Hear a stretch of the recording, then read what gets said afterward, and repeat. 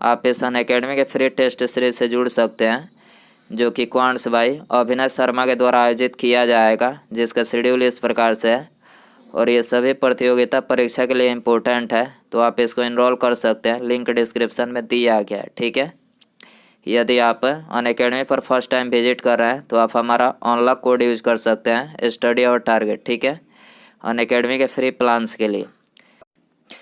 साथियों नमस्कार, बहुत स्वागत है हमारे इस चैनल में। दोस्तों, इस वीडियो के अंदर अभी हम लोगों के लूसेंट सामान्य ज्ञान इससे रिलेटेड टॉप 40 क्वेश्चन देखने वाले हैं, जो कि आपके आने वाले एग्जाम से railway, NTPC, group D, SSC और दिल्ली पुलिस के लिए काफ़ी इम्पोर्टेंट है। तो आप इस वीडियो को बहुत ध्यान से लास्ट तक देखिए।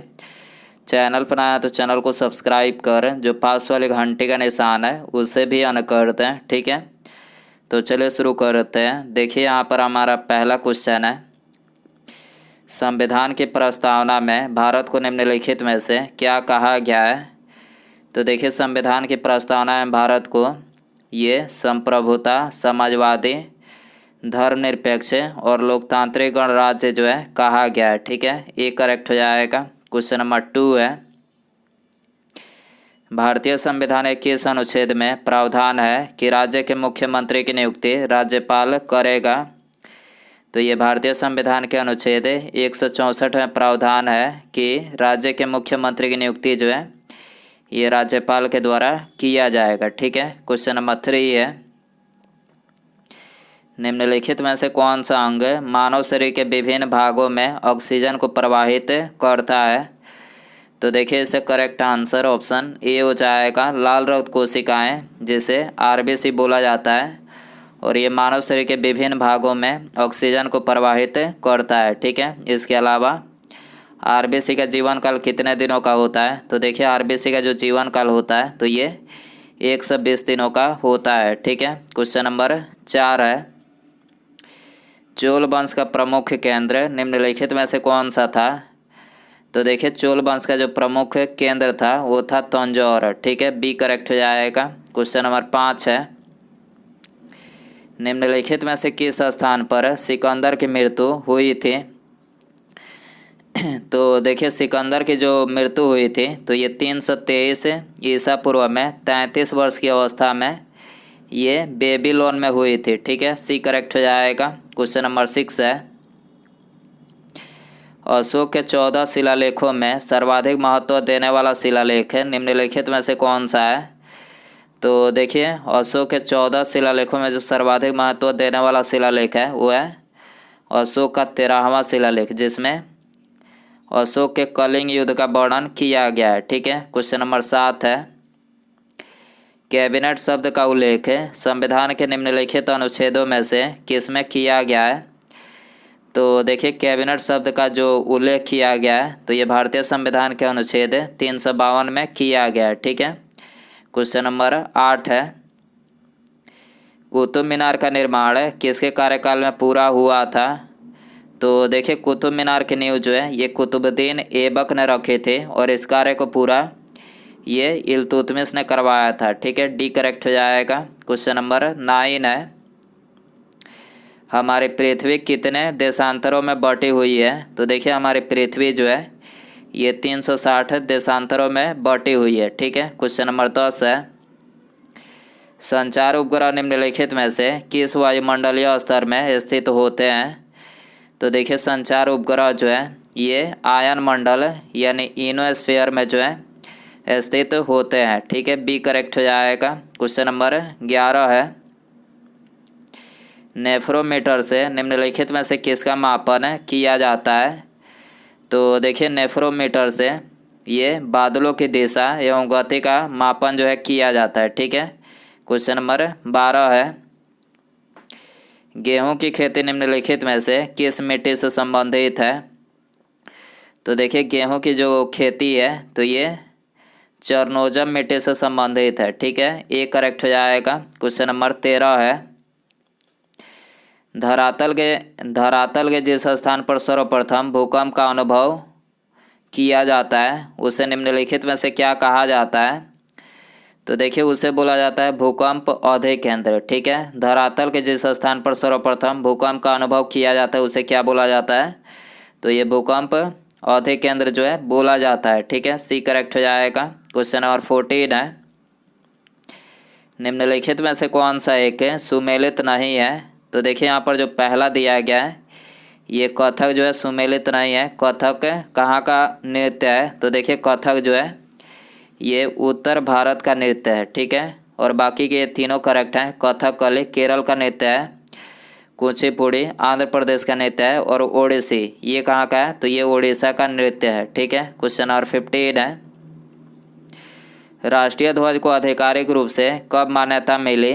तो देखिए राष्ट्रीय ध्वज को आधिकारिक रूप से ये 22 जुलाई सन 1947 को जो है मान्यता मिली। ठीक है, इसके अलावा राष्ट्रीय ध्वज की लंबाई और चौड़ाई का अनुपात कितना होता है? तो देखिए राष्ट्रीय ध्वज की लंबाई और चौड़ाई का अनुपात 3:2 होता है। ठीक है, इसके अलावा राष्ट्रीय ध्वज में कितनी तीलियाँ होती है? तो देखिए राष्ट्रीय ध्वज में जो तीलियों की संख्या होती है तो ये होती है 24 तीलियाँ होती है। ठीक है, क्वेश्चन नंबर 16 है, अब तक राष्ट्रीय आपातकाल कितनी बार घोषित किया गया है? तो देखिए अब तक जो है ये 3 बार राष्ट्रीय आपातकाल घोषित किया गया है। ठीक है, पहली बार कब किया गया था?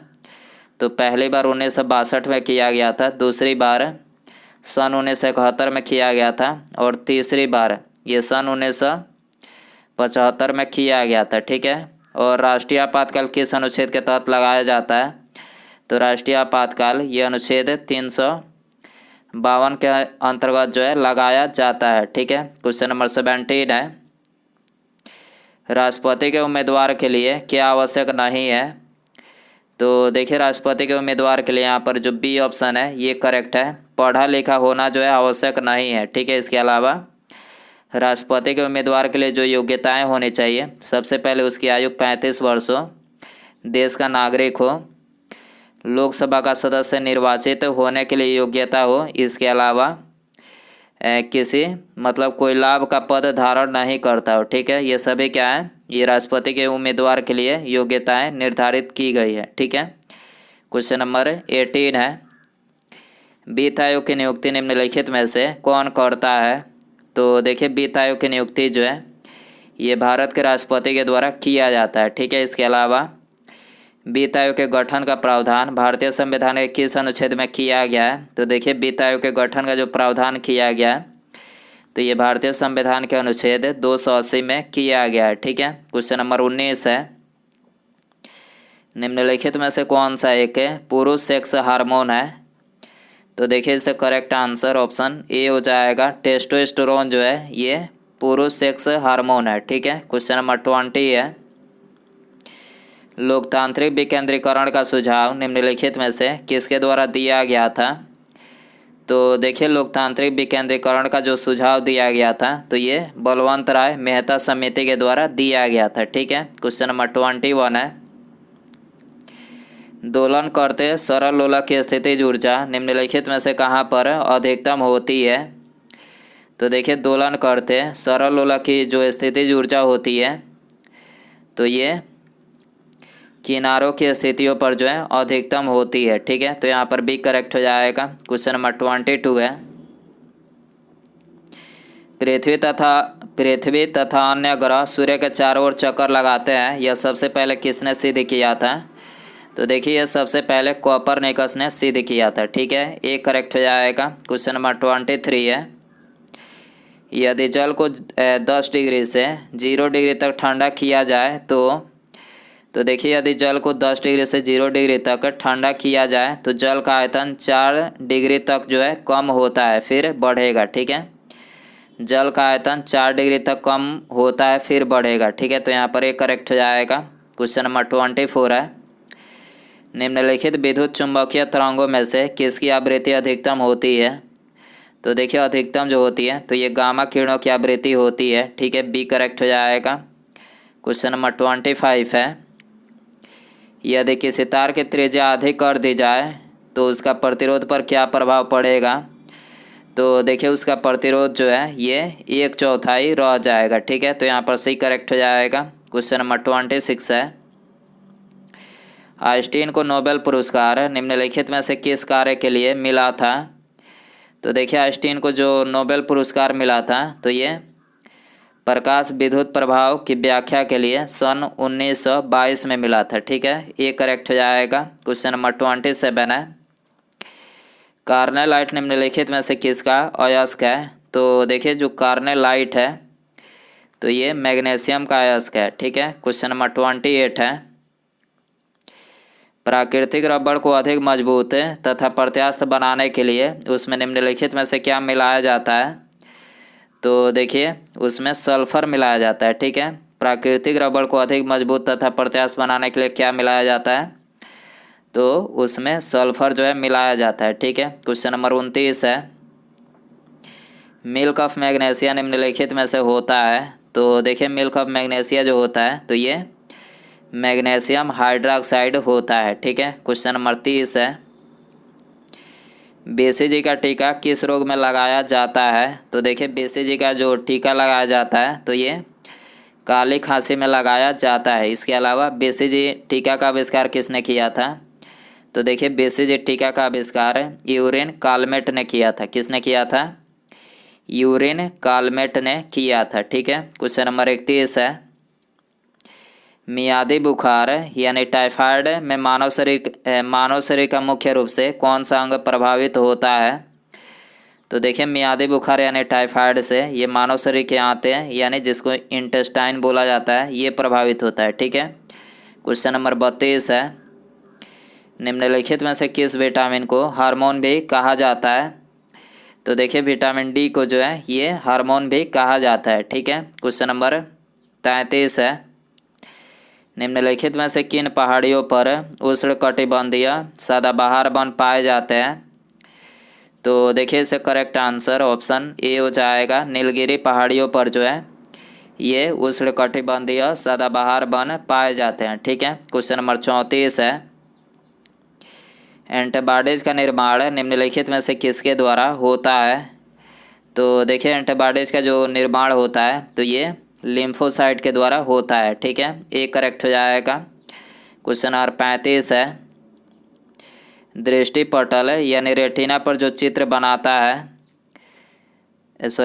है, दृष्टिपटल यानी रेटिना पर जो चित्र बनता है तो ये वह वस्तु से छोटा और उल्टा बनता है। ठीक है, दृष्टिपटल यानी रेटिना पर जो चित्र बनता है वह वस्तु से छोटा और उल्टा बनता है। ठीक है, सी करेक्ट हो जाएगा। क्वेश्चन नंबर 36 है, आधार संबंधी याचिकाओं की सुनवाई के लिए कितने जजों की संविधान पीठ बनाई गई है?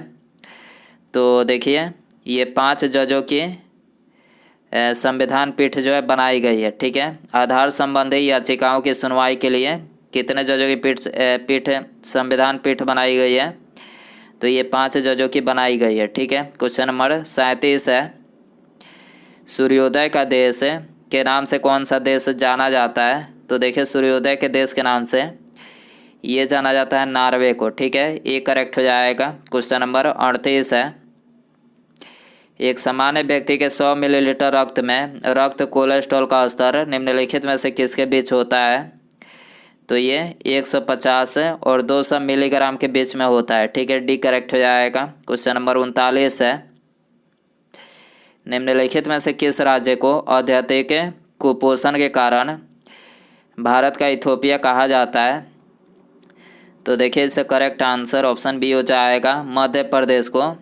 मध्य प्रदेश राज्य को अत्यधिक कुपोषण के कारण क्या बोला जाता है? तो ये भारत का इथोपिया कहा जाता है। ठीक है, बी करेक्ट हो जाएगा। उसके बाद यहाँ पर हमारा अगला क्वेश्चन है, वह नदी कौन सी है जो पश्चिम में अरब सागर की ओर नहीं बहती है? तो देखिए यहाँ पर आपको 4 ऑप्शन दिया गया है। ऑप्शन ए नर्मदा, तापी, पेरियार या फिर कावेरी। तो दोस्तों आप इसका आंसर जो है कमेंट बॉक्स में ज़रूर बताएं। वीडियो पसंद आया तो वीडियो को ज़्यादा से ज़्यादा लाइक करें, चैनल पर नया है तो चैनल को सब्सक्राइब करें, जो पास वाले घंटे का निशान है इसे भी ऑन कर दें। ठीक है, मिलते हैं अगले वीडियो में। Thanks for watching.